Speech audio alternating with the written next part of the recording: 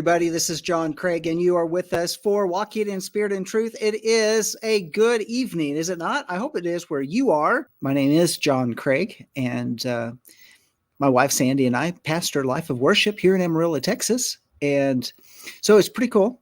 We're on a journey, and this journey is pretty exciting. We've had all sorts of journeys here at Life of Worship, but we're on a journey with Enoch. And we've been going over some amazing things. I hope you found it amazing. When I go back through it, it's like, man, this thing is really, you get this narrative about Enoch and these encounters that he had. Did you know that at the time of Enoch, that he was significant in bringing about a revival on the earth? Now, isn't that something? And I think, who was it? I think it was his grandfather, Enosh? Enosh, I'll have to go back and check that out and look at it. But was also responsible for bringing about a revival in the earth. Well, what's the revival about? Well, it's because, remember these angels, these fallen ones, and their introduction of the black arts, so to speak, the occult and the dark mysteries. I think chapter 16 called them reprobated mysteries. They had maybe glimpses of the secrets of Yah, but they took some of the things that they didn't have full understanding of, and they used the dark. I don't have a better term for it. Dark is just dark. And they taught it to women and also to men on the earth. And that's where we got things like witchcraft and sorcery and wizardry and all these other dark practices, utilizing people, innocent people, to get blood from them. And remember when we've talked about in the past, I don't know if you were with me or we've talked about Life of Worship. I know we talked about Life of Worship. I know we talked about it at Sukkot last year. You know how the people would take the heads of their victors? We talked about it last week. They had their enemies, and they took their heads and they shrunk them. And they might have put gold on them. They might have put silver on them. They may have just left them like, kind of nasty Amazon looking shrunken heads. I don't know whoever came up with a practice like that, but then they would tie up their lips, like suture their lips together. And in the process of that, now they have this head, and it's representing their enemy, but it would also represent that their ability to invoke a connection with, what's the best way to say it? Well, in the Dead Sea Scrolls, they call him Elohim. Now, that's not Elohim the Almighty. This is like anything that was like a supernatural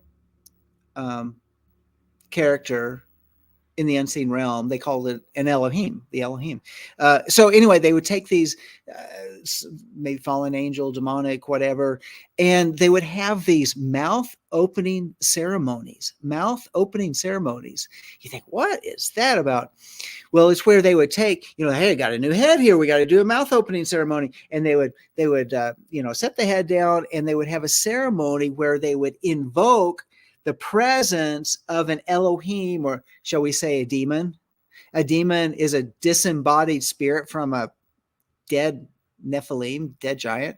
And they would invoke the presence of that spirit into that shrunken head, by which they could find out what's going on, maybe predict the future, maybe to get some type of favor from.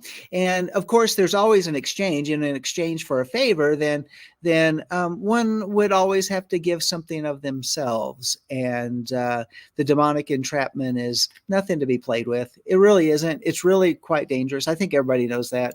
But yeah. So we've been talking about some of these things in Enoch.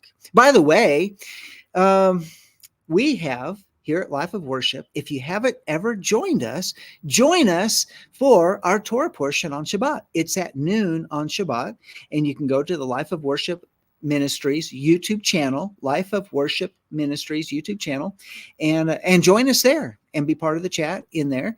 And then on Shabbat, we also have our encounter service at 3 p.m. where we have a time of praise and worship and some ministry time and message.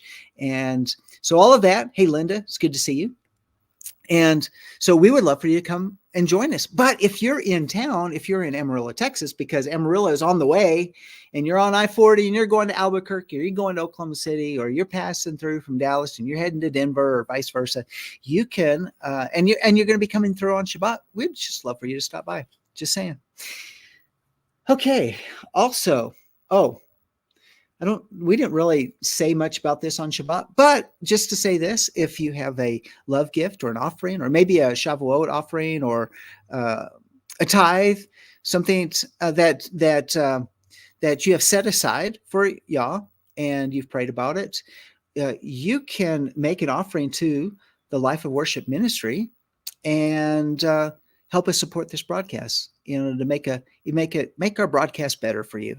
And so go to lifeofworshipamarillo.org, lifeofworshipamarillo.org. That's our website. There's a button on there which says donate, and that'll help us with this ministry and taking care of all the ministry bills and the needs that we have. And because the gospel's free, we still have to pay brick and mortar fees. Can you imagine that? We still have to pay internet fees, electricity, so we can run all this great stuff. So anyway, just saying, go there. If you haven't had a chance to do that, we'd love for you to do that. Also, if you're on the website and say, hey, I don't have like a debit card or credit card or anything like that I can make payments through, then you can get our address, our mailing address, and mail some funds that way. Anyway, that's it for that. And we're in Enoch, this adventure of Enoch. All I can say, we didn't even get near as far as I really had hoped to get through last week.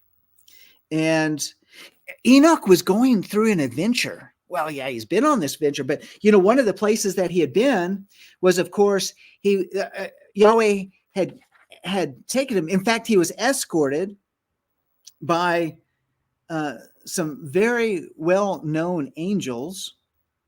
And he was escorted off this earth, carried by the wind, and brought up to this place that the only way that he could describe it was amazing.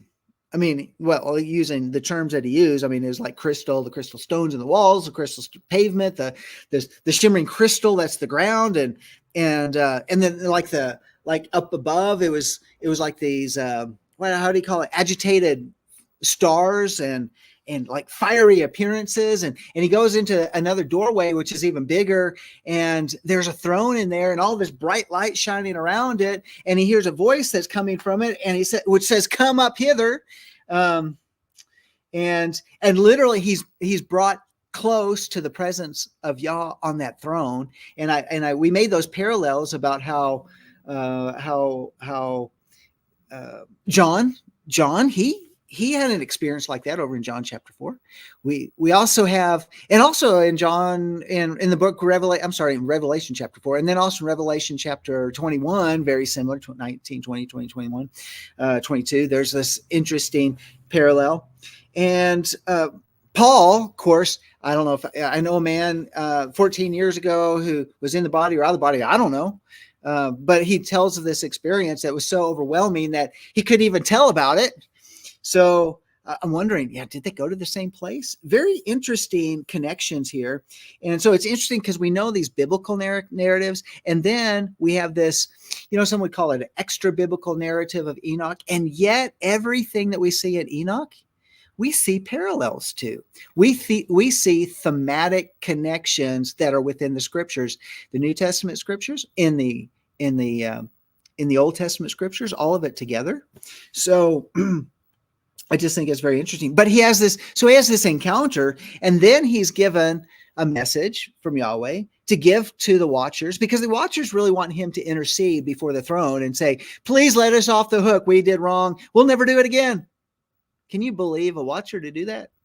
I I don't know. They really had some bad actions, but nevertheless, y'all said no, because you are eternal beings and you forsook your eternal um, habitation and to go and dwell with the earth women and breed these giants. And that's not acceptable. That was not in your Torah. In other words, that was not on the instructions. I told you that you were going to be watchers over mankind and not to intermingle with them, and let alone teach them the dark arts and mix genetics and do all these weird things and experiments on the back of humans. It sounds a lot like today.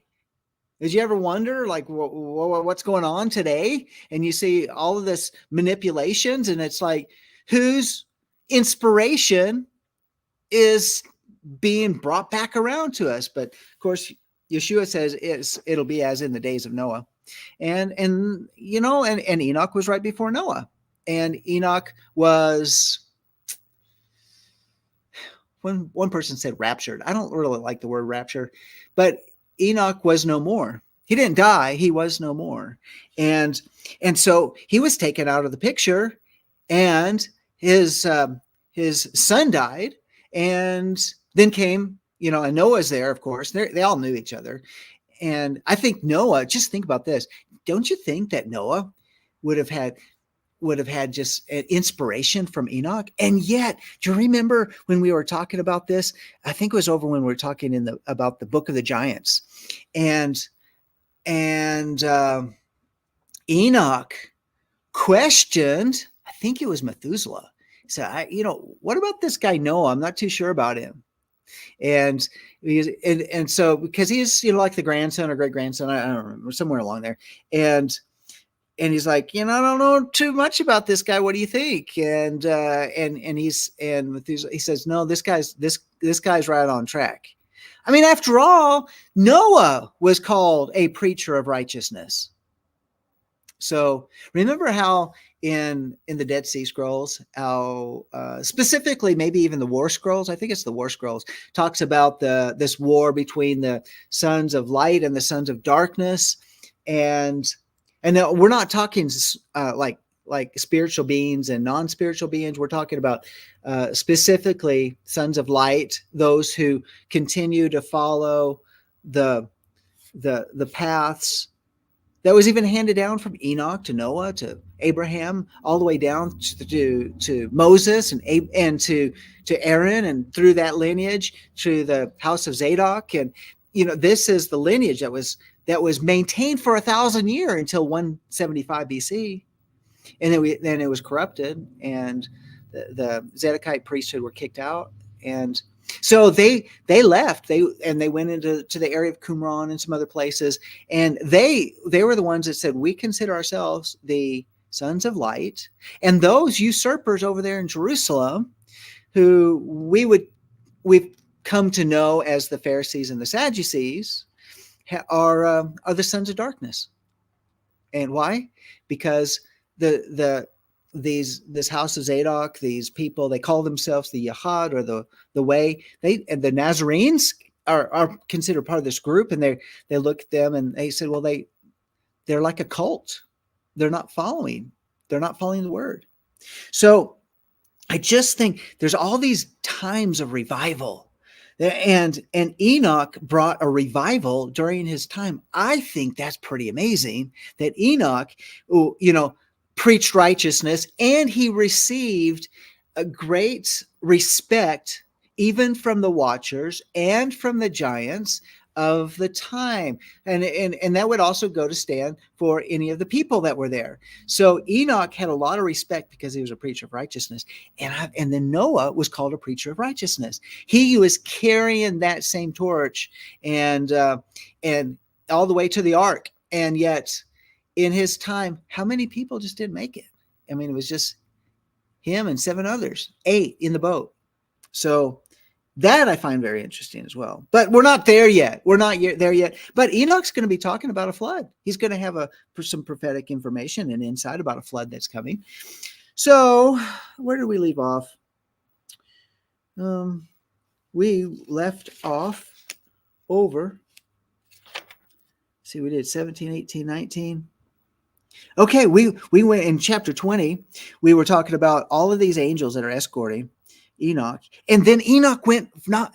So he'd been into this heavenly realm, and we saw the brick and mortar, so to speak, all of the construction of what this heavenly place was like, really amazing looking, and then he is now transported to the underworld, and he's seeing some amazing things from the underworld, so much to the point in chapter 21. Remember when I said this? He said, there too I beheld 7 stars of heaven bound in it together like great mountains, like a blazing fire. I exclaimed.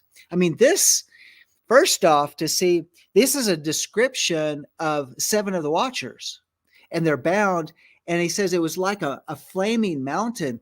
In other words, it was so hot that, could it be that they were on fire from the heat of this place? Because we would know it as Sheol or Hades or hell or something like that. I mean, a place that you don't want to be. And he exclaimed, he's like, whoa, what type of crime did what species of crime? In fact, this translation said, what did they do to get put here? But remember this. We talked about this, how a description of the angels. And so where I'm going is I'm going back over to revisit again. We got to refresh our memories. I got to refresh my memory, but you may know it. You guys, some of you guys just have photographic memories. I know, but when you go to Hebrews chapter 1 verse 7, and it says, and of the angels, he says,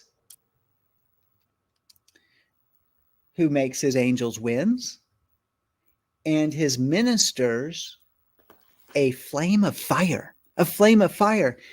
So these must be really large, because he calls them mountains and they're on fire. So I think he's partly giving them the physical characteristics of what he's seeing, and they're big and they're on fire. And then I think about the discomfort of the place, because we see some other things that are in here. So that was that first exclamation. Then the second exclamation in chapter 21, which we talked about before, says, then I exclaimed, how terrible is this place and how difficult to explore.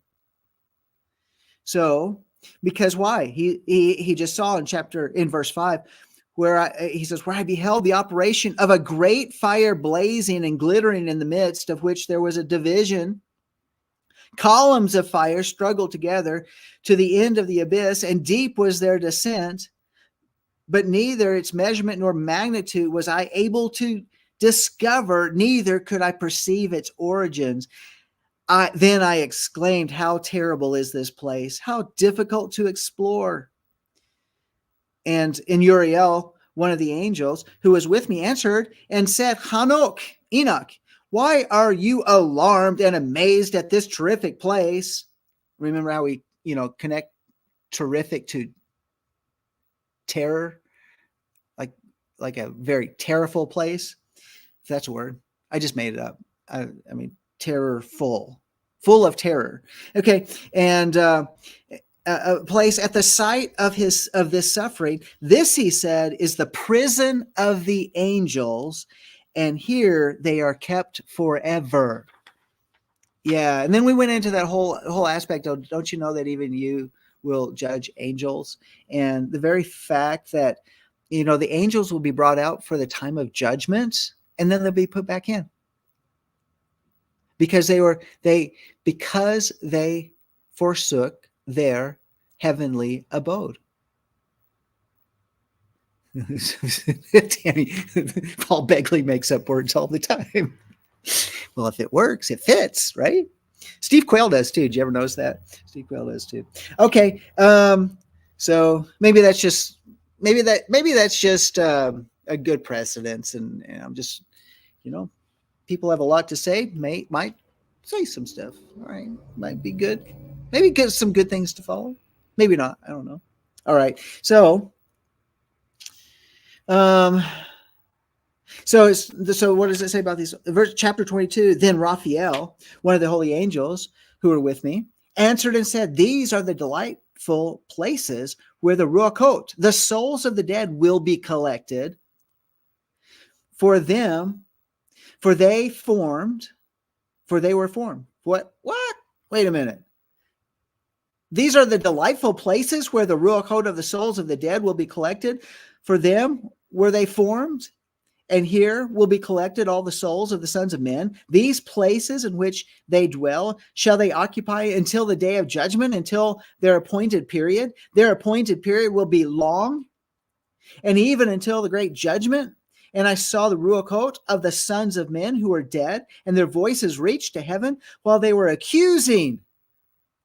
Then I inquired of Raphael, an angel who was with me, and said, whose Ruach is that? The voice of which reaches to heaven and accuses. Okay. All right. So this is really interesting because, well, we did go over that part last week too, because didn't his blood cry out from the earth? Did you ever think that his blood, think about blood is our eternal connection. Isn't it the blood of Messiah that causes us to live forever? And so wouldn't Abel, who brought the proper sacrifice, whose blood now cries out because his blood is still alive? Do you ever think about that? I mean, you think about all the, in the abortion industry and all these innocent babies, or all of the innocent lives that get killed in warfare. You say not all lives in warfare are the collateral damage is innocent. No, but you think, okay, yeah, I mean, mankind deals with what? Mankind deals with sin issues, things that keep them separated from Yah. But on the other hand, they didn't ask to be blown up by a bomb or get caught in the midst of, some type of warfare and then die. And so they're not part of the warfare. They're just trying to get out of the way and then die. So that's where we get that concept of the innocent blood.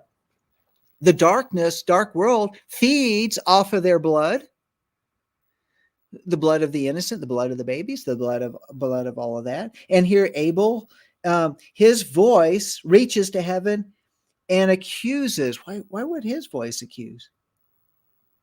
Because it says in verse 7 of chapter 22, if you're reading and following along with me, it says, he answered, saying, this is the Ruach, this is the spirit of Havel. Abel, right? We could say Abel in English. Havel, who was slain by Cain, his brother, and who will accuse that brother until his seed be destroyed from the face of the earth. So I just think that's just really interesting. The fact that we do live and we continue to live on. So if we die unrighteously, if we're murdered, then our voice will forever cry out. Did you ever think about this? Let's tie another connection over there in the book of Revelation. Let's see if I can find it, because it just struck me as something I want to look at.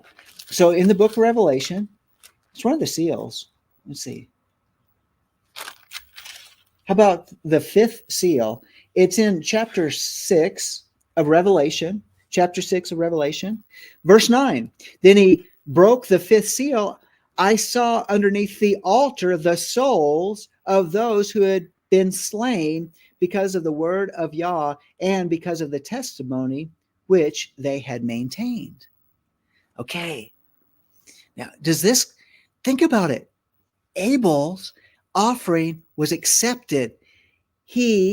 Because of the word of Yah, he knew what offering to bring, and because of the testimony which Abel had maintained. I mean, we always think about this. Well, they loved Yeshua, and they followed Yeshua and the testimony of Yeshua. So therefore, these are the voices of those that are crying out from underneath the altar. We kind of place it in that category, and we say that's future. So like during the time of the martyrs, the people are being persecuted that are killed And you can think about like in Justin's Book of Martyrs, and we have all these different people that died for the sake of their faith. They're, burned at the stake, and they're drawn and quartered, and all that stuff. Well, I think they would fit the category as well. But a lot of times we say a great persecution in some future setting, and these will be the ones that will be the voices are going to be crying out from the altar, from underneath the altar. And I say yes, and yes, I think that's all included with this. So, and I saw underneath the altar the souls of those who had been slain because of the word of Yah and because of the testimony which they had maintained. And they cried out with a loud voice, saying, "How long, O Lord, how long, O Yahweh, holy and true, wilt thou refrain from judging and avenging our blood?" Judging and avenging our blood on those who dwell on the earth. So think about the collateral damage. Those people, kidnapped, slain, those they've been used, they've been ritually abused, they've been sacrificed to demons for a number of different things. And remember, the sacrifice to demons doesn't mean it's in someone's dark dungeon, even though that happens. But like I said, it can be on the battlefields of war. I think you could look at it that way. On the battlefields of war, the innocent blood. I mean, think about over in Iraq. I think it was 500,000 children slain. Like over 1 million women and children slain in Iraq. Why? They were just collateral damage. And what did the Secretary of State Secretary of the State say? Madeleine Albright. What did she say? Well, we find that those numbers are acceptable.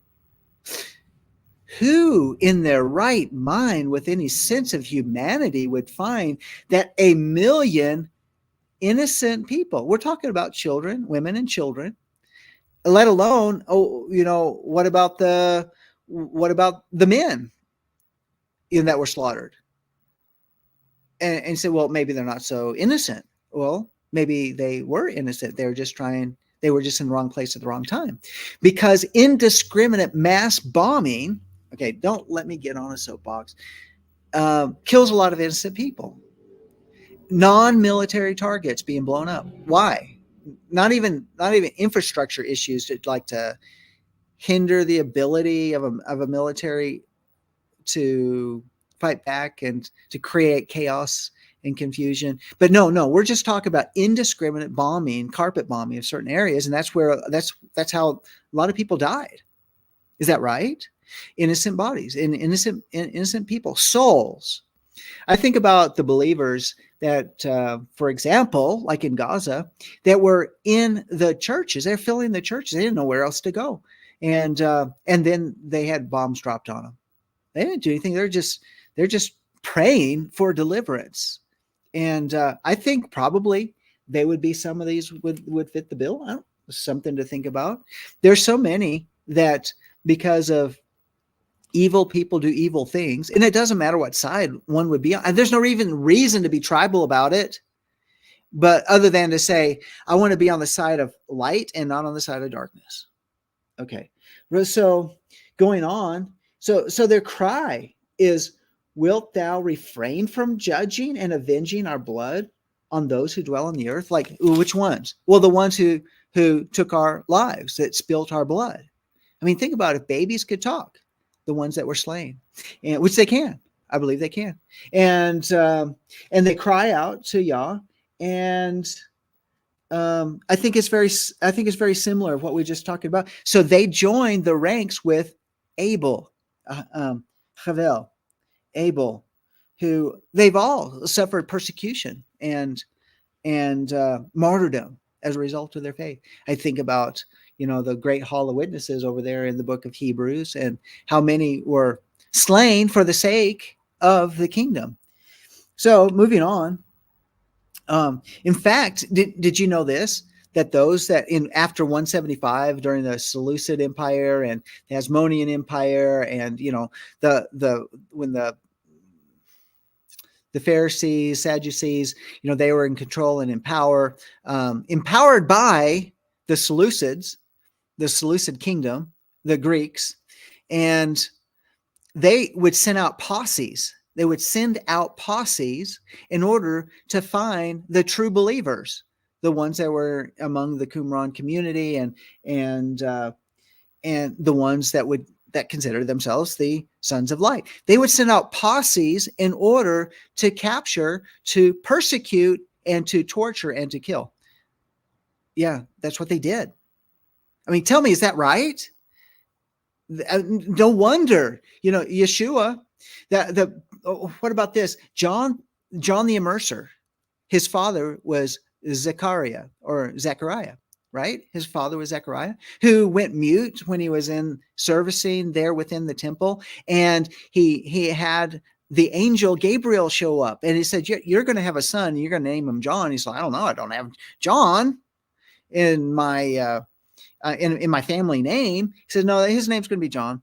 I'm studying that out, by the way. We brought this up before, but and in order to be a sign that this is supposed to be his name, you're going to be mute, and you're not going to say a word until you're allowed to.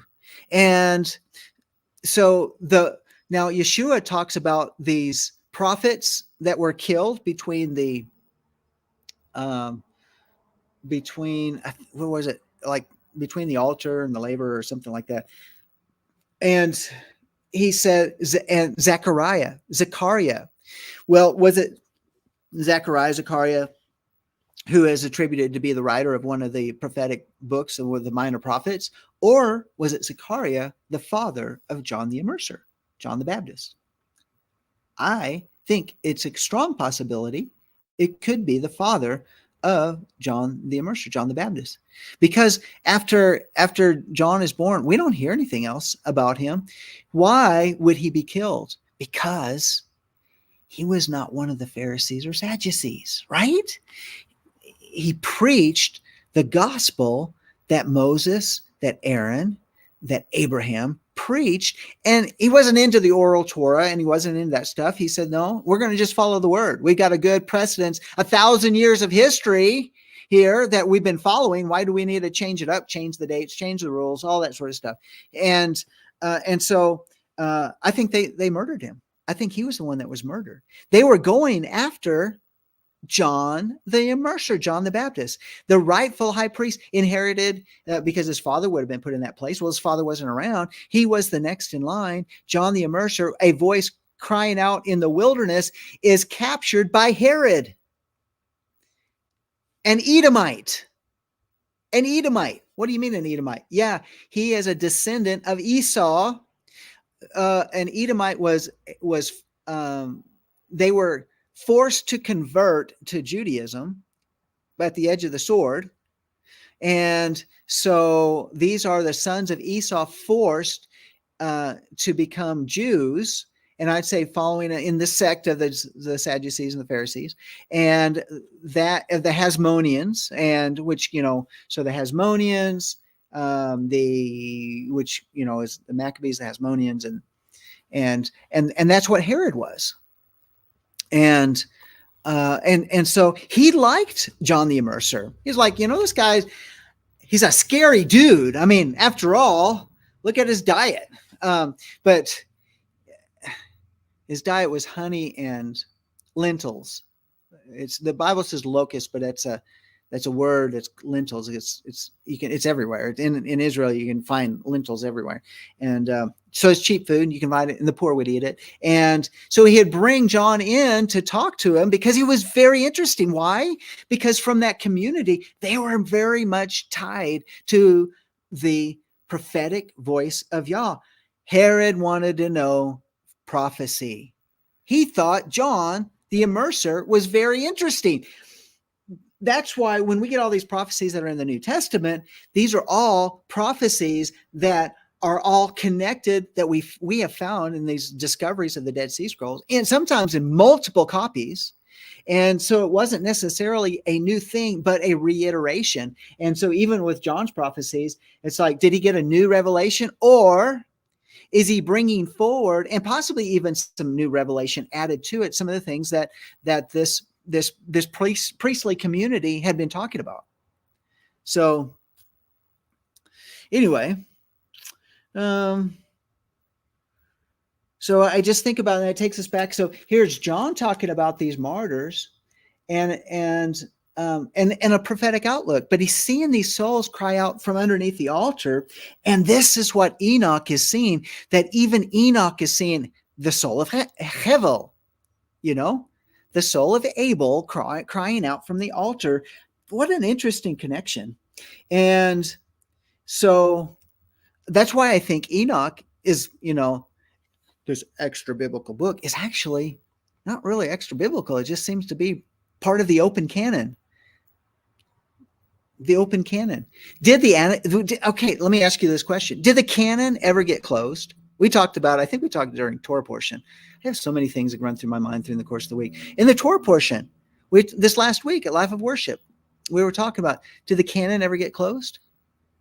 They did not believe so. The canon was never closed, but it's only the Orthodox, who put together the Tanakh and said, these 39 books are they didn't want Ezekiel. It was too mystical for them. Why? Because it actually points out some of the stuff with the angelic that they really didn't want to address, and they didn't have a grid for it. They couldn't quite. But there's a lot of pressure. They kept Ezekiel. But you know what they did with Ezekiel? They shuffled the chapters so they're not in chronological order. Did you know that? Your version of Ezekiel that's in your Bible is not in the original order. And it was shuffled because they were like, if we can, but so therefore, so people won't really get the full picture, we'll just move the chapters around. So nevertheless, what about, but it's, like the Sefer. Like the Sefer edition, I'm using that Sefer edition right there. Okay, so the Sefer edition, you can go online, and this is what I understand because I think Dr. Pigeon was talking that online, he's got a copy of Ezekiel. You know how they got it out of the Dead Sea Scrolls? They got Ezekiel, they found a copy, maybe more than one, in the Dead Sea Scrolls, and it was in the proper order. So that's published online. I haven't read it there yet, but that would be very interesting. So, okay. And why do they want to keep us in the dark? And then the Christians come around, what was it, around the 3rd century? And, at the Council of Nicaea and the Council of Laodicea, and they came up with the books of the New Testament, 26 books in the New Testament. Oh, canon's closed. That's it. No more. There we go. And whoever said that the canon will be closed? Did God just seal his lips? This is what the Orthodox say. It's in the Mishnah. It's in the Talmud. You can check it out if you want to. But this is what they say. Rachel Elior was actually discussing this in an article that I was reading. And she said they do not believe that they believe that the canon is closed, that God does not speak anymore in the earth. But they said, but there's a phrase, it's called the bat kol, and the bat kol. Okay, what's the Hebrew word for what is it? Bat in Hebrew means daughter. Okay, daughter, and kol, voice, right? Kol. So bat kol, the voice of the daughter. In other words, that Yah has a ability to speak just very quietly, and might say a couple different things here and there. It's just not really loud and big and bold, like when he spoke to the prophets and when he spoke to Moses, and when he, no. It's the bat kol. And so, the only way we can figure it out is with our Kabbalah and with our looking at our in-depth study of intellectual study of the scripture, and maybe we'll be able to discern a little bit of what y'all may be speaking to us about. And I don't agree with that, because what we found out in the Dead Sea Scrolls is that that's not what that community believed. that community believed that Yahweh was still speaking. And I really believe that's really powerful. We just had, in fact, on yesterday, Monday, we had our time of prayer intercession here at Life of Worship. And I'm telling you, I mean, it was we had a prophetic stream that was flowing, and the presence of Yahweh is just really powerful. I have to say that. Like on Shabbat, it's just really powerful. Even on Shavuot, the presence of Yahweh was here in the house, and there's been this wonderful prophetic stream. And does it rise up to the level of canon? No, but when Yah speaks into our circumstances specifically for us, it's not for everybody out there. But and you say, well, how do you know that's Yah? The good way to do it is make a diary of it, write it down, and go back and revisit it after 3 months or 3 years. And you say, oh my goodness, look at this. Look what Yah is speaking. Look what he said during that time that we had together, and look at what's happening now. To me, that's really amazing, right? Okay. So, all right. I know this is a lot of review from last week, but I didn't want to gloss over it in terms of this journey, because we have this contrast. Why in the world did Enoch go into this heavenly realm, this, as Paul may have called it, or this man that he knew 14 years ago, whether in the spirit or out of spirit, I don't know. But that was in the third heaven. And then it looks like Enoch is walking in the third heaven. And then the next thing we see is he's being transported. But get this, look at how many angels were escorting him. So he's transported from this heavenly realm into to the underworld, and he's escorted by Uriel, Raphael, Raguel, Michael, Sarakiel, Gavriel.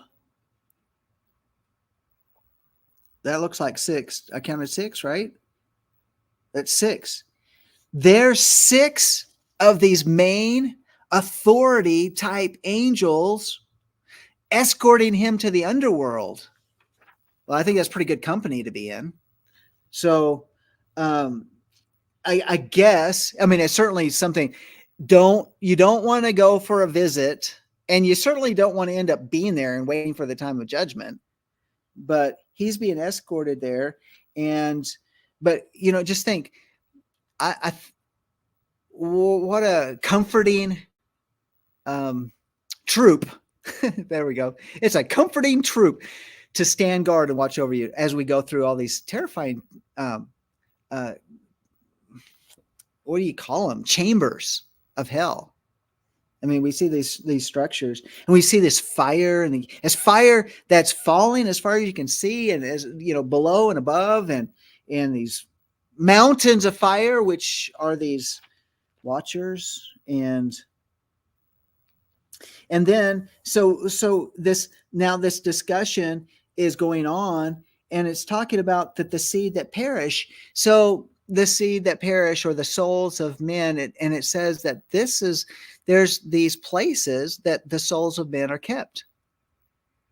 And one place, and we talked about it last week, like Lazarus was in a place called paradise. Yeshua said to the thief that was on the cross, and he said, "This day you'll be with me where? In paradise."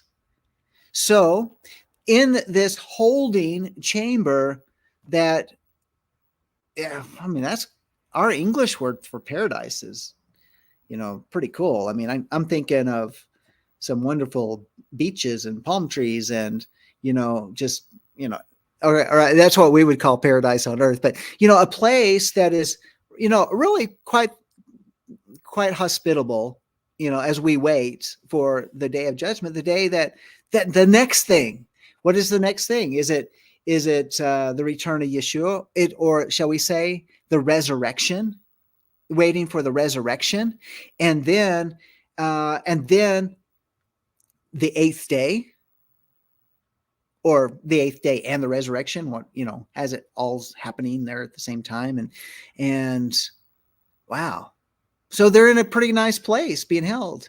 And, a lot of Christian denominations say, well, when I die, I'm going to be in heaven. But honestly, where did they get that? So I just kind of think about that. It's like, where did they get that idea? Because Yeshua said, you'll be with me in paradise. Did Yeshua change it when he died and was buried and rose again? And all of a sudden now they're all go into this crystal city. I'm not seeing that connection yet. I don't see it within Scripture, but I do see this always. So we get these multiple witnesses of this wonderful, wonderful place, a holding place. It's not like the drunk holding tank. Okay. All right. We're not talking about this holding place. That's just, and it's not just like a waiting room at the hospital. Okay. The AC's on. No, I'm not talking about that. I'm talking about this place that is just amazing. A place where there's, I would think it would be beautiful. I would think it would just be such a beautiful place. And you could drink water flowing from a stream that was just cool, fresh water. And I don't know, I'm just thinking about it. I'm really thirsty right now. It's a hot day out there and no air conditioner in my car until I get my AC compressor changed out. I got the compressor. I just got to have time to stop and pay for it. But all right, so it's a hot day. I can't wait till I get air conditioning back. Okay, side note, let's move on. And so we have this idea at verse 9. At that time, therefore, I inquired respecting him and respecting the general judgment, saying, well, why is one separated from another? And he answered, 3 separations have been made between the Ruach HaKodesh of the dead, the spirits of the dead, and thus have the spirits of the righteous been separated. Yeah. Namely by a chasm, by water, and by light above it. So you add this other thing in. It's a place. It's not even in darkness. There's a light above it. You think, well, under the earth, how can you have a light above it? Well, isn't Yah the Almighty the light that we see in the book of Revelation, that the city of Jerusalem that comes down from heaven doesn't even need the sun or the moon or even a lamp to light it up because Yahweh is the light. So he's the light in the place of paradise, and there's water.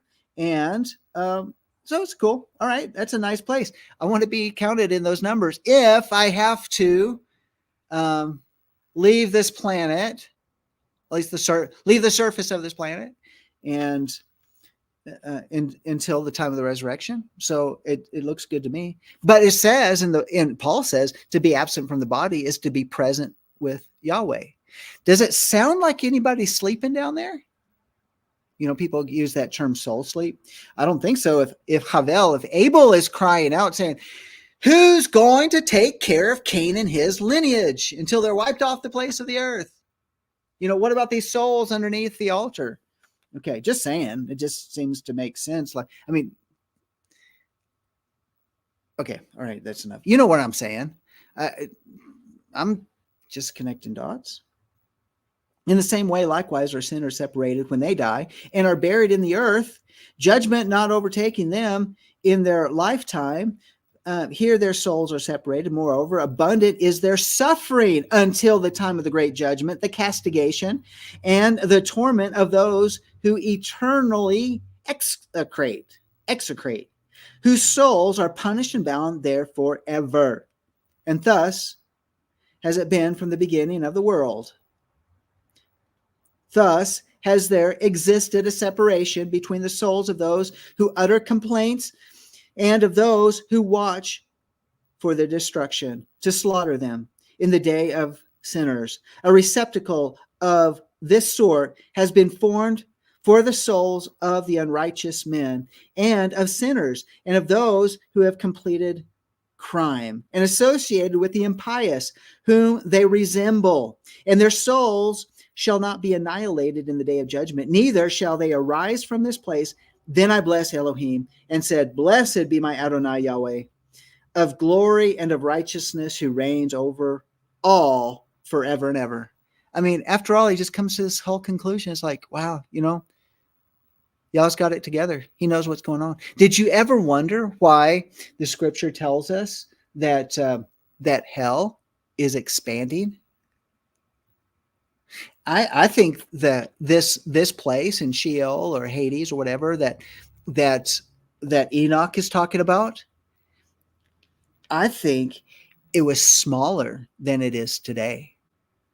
Because do you really see what the purpose of hell is for? Well, I mean, of course, the unrighteous dead. We just read through here are the characteristics of the ones that are going to be in this dark, fiery, hot place, and they're going to be held there for eternity. This is their holding place, and then there's the judgment and this place of eternity for them. And it was never intended. It was never intended that this place should ever fill up, because y'all always intended that people would be righteous. I think maybe on the other side, maybe it was the paradise was supposed to be ever expanding. It's interesting, not that I don't hold the Catholic purgatory. You know why I don't hold to the Catholic purgatory? And I know we got to go. Oh, time's out. The reason why is because everybody goes there. The righteous and the unrighteous, and the purgatory was a place of suffering, and then you get out and get to go to heaven or whatever. And that, so again, a twisting of it.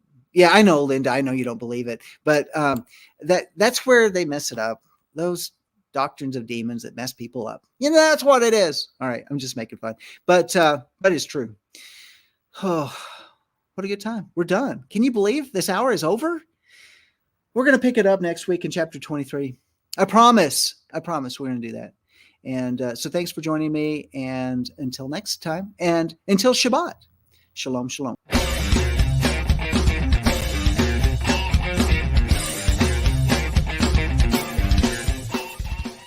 If you missed today's show or want to watch it again or want to tell someone where they can watch this episode, go to lambnetwork.tv, where you will find this show and all the other live Lamb show archives in the on-demand section of the website. Thank you for watching, and don't forget to tell someone about the Messianic Lamb Network.